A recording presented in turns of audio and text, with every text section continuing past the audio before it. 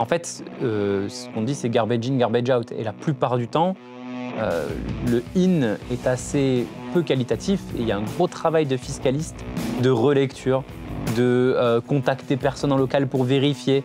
Et en fait, la donnée que la direction fiscale reçoit est souvent très peu fiable et donc il passe beaucoup de temps à revoir et à qualifier l'information avant de la transmettre. Les nouvelles frontières de la fiscalité avec nos amis de l'AMI Liaison du groupe Carnov. L'idée de vous proposer chaque mois un éclairage sur le futur de la fiscalité avec des personnalités qui sont avocats, qui sont acteurs de ce marché de la fiscalité en entreprise, qui sont économistes, mais aussi, il y a des gens qui s'occupent des tuyaux. Et pour ce 5e épisode, on a le plaisir de recevoir le fondateur de la seule tax tech aujourd'hui sur le marché français, Walid El-Jafari. Alors, ce serait un peu prétentieux de dire qu'on est la seule tax tech, mais on est une des tax tech qui investit le plus dans les technologies un peu disruptives. Donc, tout dernièrement, on a fait un déploiement d'une fonctionnalité d'IA générative chez tous nos clients. Et donc, ça montre à quel point on peut être en avance. Mais notre cœur de métier, c'est vraiment la partie algorithmique et le calcul fiscal, le calcul de simulation et modélisation. Alors au départ du reporting fiscal, au début, donc il y a maintenant 7 ans, de mettre des tuyaux, de mettre de digital, de récupérer de la data pour les fiscalistes, parce que vous ne trouviez pas sur le marché des produits satisfaisants, c'était des produits de consolidation? Alors effectivement, on va rester dans la métaphore de la tuyauterie. En fait, nous, on voulait construire un outil de modélisation des prix de transfert, c'est-à-dire être capable de projeter une entreprise dans de nouvelles configurations de sa politique de prix de transfert, soit en changeant les transactions, en changeant les contreparties, en changeant les benchmarks et potentiellement aussi en estimant le calcul d'impact de réforme fiscale, comme celle qui est en cours en France, par exemple, et ainsi pouvoir être capable de simuler directement avec les données réelles les futures situations. Sauf que, en fait, ça ne servait pas à grand-chose d'investir trop tôt dans cet algorithme, puisque les données n'étaient pas disponibles. Et donc, c'est là où la grande tuyauterie arrive.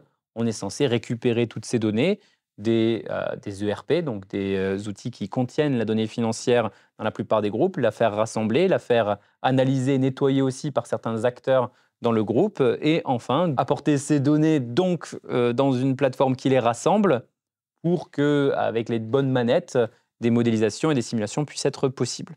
Donc Algonomia, c'est vraiment le cube d'analyse fiscale dont on rêvait quand moi je débutais, mais on faisait tout avec un 14 colonnes et un crayon. C'est vraiment la capacité aujourd'hui, parce que les systèmes sont plus puissants, de pouvoir récupérer ces datas, parce que vous y êtes intéressé tout simplement.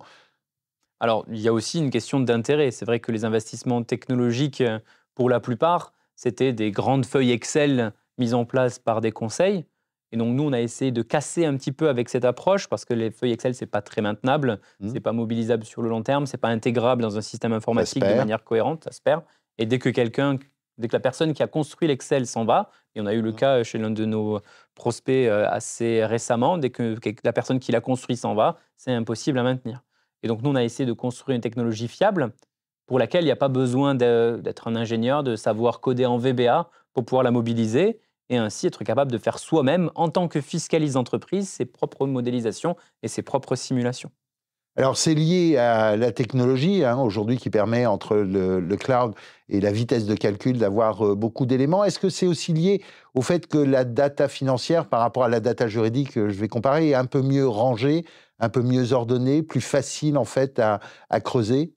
Alors, je ne sais pas bien à quel point la data juridique est mal rangée. Par contre, la data fiscale l'est déjà elle-même très, très mal rangée. Et c'est pour ça que l'outil qu'on a construit, donc la Leaf Même Platform, quand on fait des déclarations fiscales et tout ça, vous pensez que la data est vraiment dans tous les coins? en fait, ce qu'on dit, c'est garbage in, garbage out. Et la plupart du temps, le in est assez peu qualitatif et il y a un gros travail de fiscaliste, de relecture, de contacter personne en local pour vérifier. Et en fait, la donnée que la direction fiscale reçoit est souvent très peu fiable et donc il passe beaucoup de temps à revoir et à qualifier l'information avant de la transmettre. Et la plupart des outils aujourd'hui de déclaration fiscale, ce n'étaient pas des outils qui permettaient d'assainir ce processus de transformation de la donnée et de production de la déclaration, mais c'était vraiment des outils de on les remplit pour envoyer la déclaration.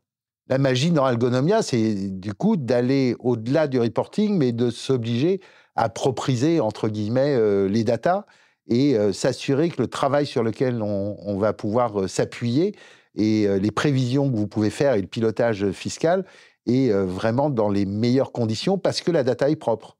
Alors exactement, la première étape, c'est nettoyer la donnée, et il y a aussi comprendre ce qu'on fait avec cette donnée. Donc c'est la capacité à auditer les calculs que l'on va mettre en place, à créer un certain nombre de tests, de contrôles, à pouvoir créer plusieurs scénarios pour pouvoir les comparer. On a le cas par exemple dans Pilier 2 où on va avoir plein d'élections disponibles, donc de choix Hmm. fiscaux à faire, et c'est un peu difficile de savoir quel va être l'impact de tel ou tel choix. Et donc, être capable de créer ces deux scénarios, avoir le résultat de ces scénarios pour ensuite choisir la bonne manière de déclarer, eh bien, c'est un enjeu assez important. Alors en plus, si j'ai bien compris, on a une difficulté, c'est que toutes les fiscalités ne fonctionnent pas de la même manière. C'est-à-dire que l'IS en France, il y a d'autres IS dans d'autres États, mais il y a aussi des impôts qui pourraient s'appeler l'IS, mais qui ne fonctionnent pas de la même manière. Vous avez une grille de rationalisation, en fait, comment ça marche dans votre système? Alors là, on rentre dans la plus grosse complexité, hein, c'est comment essayer d'abstraire d'un point de vue algorithmique le fonctionnement de normes fiscales.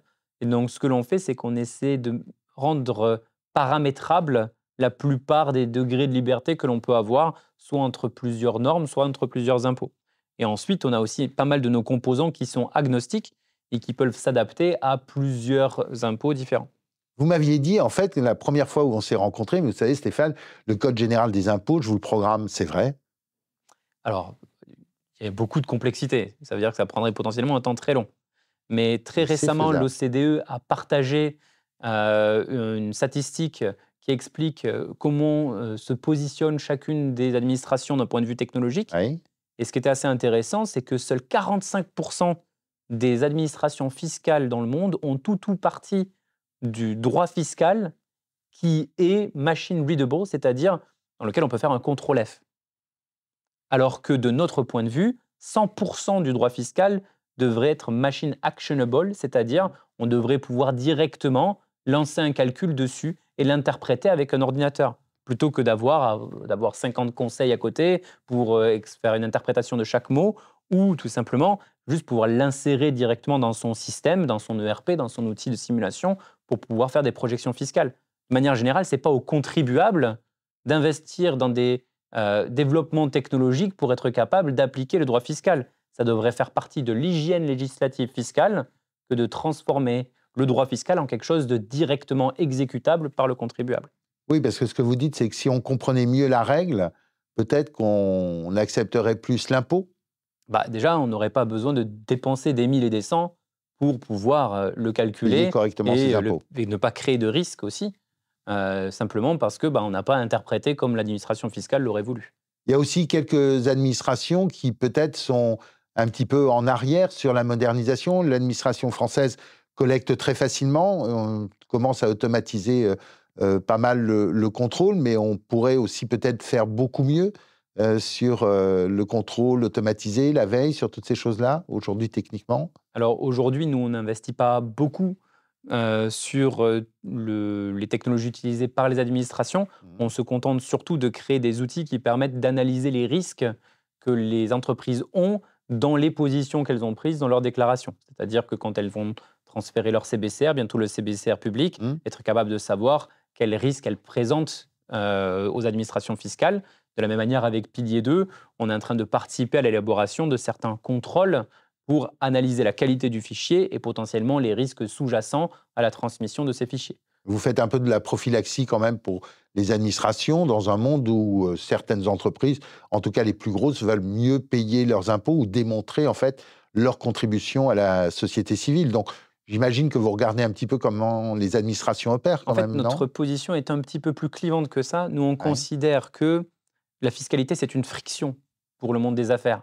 Mhm. Ça veut dire que dans tous les cas, c'est un coût, mais rajouter en plus de ça un coût de mise en œuvre et un coût d'insécurité juridique ou fiscale, c'est complètement inutile. L'objectif de l'impôt, c'est de financer l'action publique, c'est pas de rajouter des complexités aux entreprises. Et donc, la démarche que nous, on a choisi de mettre en place, c'est de partager tous nos travaux en open source parce qu'on pense que tous les acteurs de la communauté fiscale devraient participer justement à la destruction de ces barrières à l'entrée fiscale, en fait, pour les contribuables. Alors, vous êtes un peu dans la croisée de la fiscalité, du confort fiscal pour l'entreprise. Cette croisade, dans 10-20 ans, comment est-ce que vous la voyez? Vous parliez d'intelligence artificielle que vous aviez diffusée à l'intérieur de votre solution. Comment est-ce que ça s'utilise, l'intelligence artificielle, dans vos solutions? Alors pour moi, il faut faire attention parce qu'il y a pas mal d'abus dans l'usage de l'intelligence artificielle. L'intelligence artificielle, ce n'est pas quelque chose de magique. On peut réussir à créer des synthèses, à faire des traductions, à accélérer beaucoup de choses et beaucoup de recherches avec. Mais par contre, la fiscalité, c'est une complexité qui a été créée par des êtres humains pour des êtres humains. Et ça veut dire qu'au lieu d'investir dans des intelligences artificielles pour faire des calculs fiscaux, autant avoir un calcul fiscal calculable dès le début, et ça coûtera moins cher à toute la collectivité et à tout le monde. Donc oui, il y a des cas d'usage pour l'intelligence artificielle, l'analyse de documents, la synthèse de documents, la traduction de documents. On a certains de nos clients qui ont des risques fiscaux et donc des mémos pour traiter ces risques fiscaux dans plusieurs pays du monde, être capable d'en avoir une synthèse directement dans leur langue à eux, en français ou même en anglais, plutôt qu'en coréen, en chinois, en japonais, eh bien déjà, c'est quelque chose de significatif. Ça veut dire que dans votre solution, on peut importer des notes de conseil sur certains éléments de fiscalité et aujourd'hui arriver, bien au-delà du reporting, à intégrer des éléments qualitatifs de commentaires, pourquoi pas des travaux des auditeurs, des choses de ce type-là. C'est vraiment un cube très intelligent. On peut effectivement, en plus, extraire des synthèses de ces documents-là depuis justement un outil d'IA générative pour qu'ils soient actionnables, même si on n'est pas capable de les lire soi-même. Ça veut dire que vous rajoutez aussi une difficulté qui est notamment dans les éléments de bonne pratique du contrôle interne demandé dans les sociétés cotées françaises. Il y a un élément sur la veille documentaire et la veille en termes de savoir. Au niveau européen, en général, c'est bien fait. Au niveau mondial, c'est plus compliqué. Vous, en fait, vous avez la possibilité maintenant de faire cette veille en s'appuyant sur les informations disponibles en Corée, par exemple, qui permettraient d'alerter. Alors la veille, pour nous, attention, c'est que dans les documents internes. Hein. Nous, on n'est pas un éditeur juridique ou un éditeur fiscal. On ne fait pas ce travail sur des bases de données externes. Donc là, il s'agit de traiter les documents internes au groupe. Oui, mais imaginons que l'on envoie en Corée une lettre d'information sur la fiscalité. En fait, on peut avoir la synthèse, finalement, pour le directeur fiscal sur ce qui s'est passé en Corée à partir du moment où elle a été mise dans la base. Elle a été chargée dans notre outil, oui. C'est extrêmement intéressant. C'est quoi le futur après d'Algonomia? Parce que avec ce qu'on a là, on a un tableau de pilotage qui est incroyable. On arrive à faire ces reporting pilier 1, pilier 2, si ça existe encore. CBCR, ça existera toujours. Contribution au CSRD sur les questions de développement durable sont des choses que vous regardez aussi? Alors, on a certains de nos clients qui utilisent nos outils pour travailler sur des publications concernant leur fiscalité, pour comprendre l'empreinte fiscale de leur groupe et être capable de communiquer là-dessus auprès de certains acteurs publics. Rapport annuel comme celui de Total, comme celui de Vinci, Alors, toutes ces choses-là pourraient être faites. Plutôt des non, mais documents... rapport annuel fiscal, en fait, il y a des initiatives que l'on a plus vues au niveau européen, mais qui commencent à prospérer au niveau français. Ce sont des documents, effectivement, de ce type. Alors, comment vous voyez les choses demain pour Algonomia Alors, nous, tout ce qu'on espère, c'est que plus d'agents, que ce soit les administrations, l'OCDE, vont avancer dans cette direction de l'open source. Déjà, ce qu'on voit, c'est que l'OCDE, ils ont une démarche assez collaborative, même sur la fabrique, en fait, de la législation fiscale, et de pilier 2. Et donc ça, c'est vraiment intéressant, puisqu'ils ont des interactions avec les contribuables, avec les administrations fiscales. Il y a pas mal de débats. Et donc peut-être qu'à terme, la production du droit fiscal sera faite de manière beaucoup plus collaborative et à terme beaucoup plus exécutable. Collaboration avec l'administration française ou des Pays-Bas ou Grande-Bretagne ou pas du tout Alors, on essaie, mais encore une fois, ces maisons sont parfois assez fermées et surtout, nous, on se positionne comme un acteur assez libre, c'est-à-dire qu'on va aller dans la direction qui nous intéresse, tout simplement parce qu'on doit servir nos clients, et ça, c'est notre priorité. Et si on fait un code que l'on met en open source, c'est avant tout pour servir nos clients. Par contre, ce que l'on permet aussi de faire, c'est c'est d'organiser des ateliers avec les administrations pour qu'elles comprennent notre code, potentiellement qu'elles interagissent avec certains de nos clients pour justement tester la qualité de la réforme fiscale qu'ils proposent. Et ça leur permet aussi à eux de voir la qualité de la norme qu'ils sont en train de produire et voir si elle sera facilement ou non applicable. C'est vraiment le cas avec Pilier 2, où ces échanges-là, ils apprennent beaucoup en fait aux différents acteurs. Ça veut dire que si on le voulait, on pourrait tout à fait faire des études d'impact qui tiennent la route en utilisant vos outils sur un échantillon qui sera l'échantillon de vos clients. Pourquoi tout le monde n'est pas équipé aujourd'hui ? Sur les sujets que l'on traite aujourd'hui. C'est-à-dire nous, on va être très fiscalité internationale, gestion des prix de transfert, fiscalité directe et tout ce qui est BEPS OCDE, mais on ne va pas trop traiter sur les autres sujets. Non, mais ça fait déjà pas mal. Et par contre, qu'est-ce qui limite l'équipement de toutes les grosses entreprises françaises ? Parce que je crois que vous regrettez de ne pas tous les équiper. En fait, aujourd'hui, il y a une sorte de frémissement d'attente pour Pilier 2, et donc je pense que tout le monde est un petit peu sur les starting blocks. C'est-à-dire la rationalisation de la masse fiscale n'est pas suffisante pour provoquer l'investissement et la partie assurance et prévision que vous proposez. Et en fait, il y a vraiment cette question de quand est-ce qu'on s'y met pour Pilier 2 aussi. Ouais. Et sur les autres sujets, il y a la justification d'un retour sur investissement sur nos technologies.